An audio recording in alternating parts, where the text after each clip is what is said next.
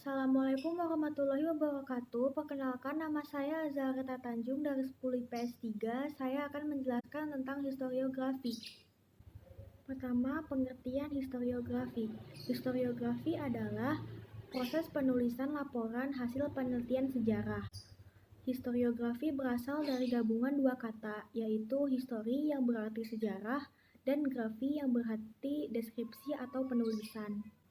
Menurut Louis Gottschalk, historiografi adalah rekonstruksi yang imajinatif berdasarkan data yang diperoleh dari sumber-sumber sejarah. Kaidah-kaidah historiografi. Kaidah-kaidah dalam ilmu sejarah ada kronologi atau urutan waktu, akurasi, dan objektivitas. Lalu hal yang harus diperhatikan dalam historiografi adalah keterampilan penulisan dan pemilihan bahasa agar mudah dipahami, menarik, dan ilmiah.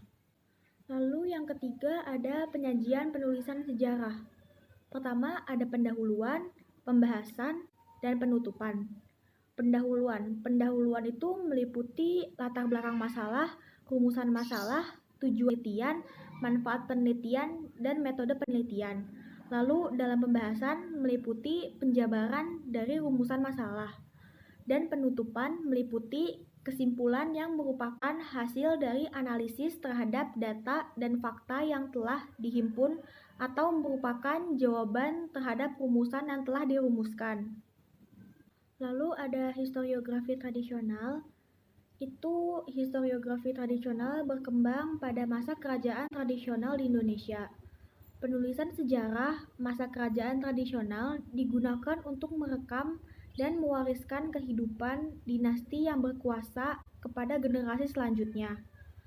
Historiografi masa tradisional berkembang pada zaman Hindu-Buddha sampai zaman Islam. Lalu ciri-ciri historiografi tradisional. Pertama, bersifat istana sentris, yang artinya kisah sejarah tradisional hanya berisi kehidupan fakta keluarga raja atau kerajaan yang berdiam diri di istana.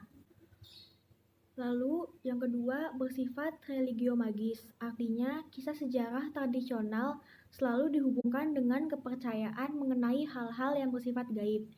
Yang ketiga, memperkuat legitimasi penguasa, artinya para pujangga istana menyusun istilah yang menghubungkan raja dengan dinasti-dinasti sebelumnya atau dengan para nabi dan dewa.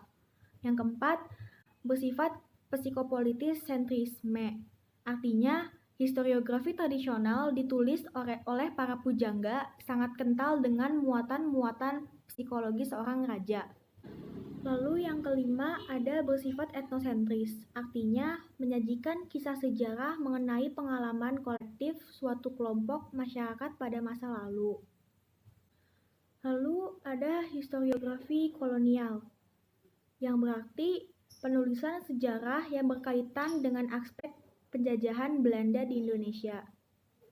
Lalu sumber-sumber sejarah yang dipakai untuk menyusun historiografi kolonial sebagian berasal dari arsip negara di Belanda atau Algemeen Rechtsarchief, arsip-arsip VOC, dan arsip pemerintah Hindia Belanda di Batavia. Lalu ciri-ciri historiografi kolonial. Pertama, bersifat Eropa sentris. Kedua, bersifat mitologisasi, yang artinya banyak kejadian yang tidak didasarkan pada kejadian yang sebenarnya.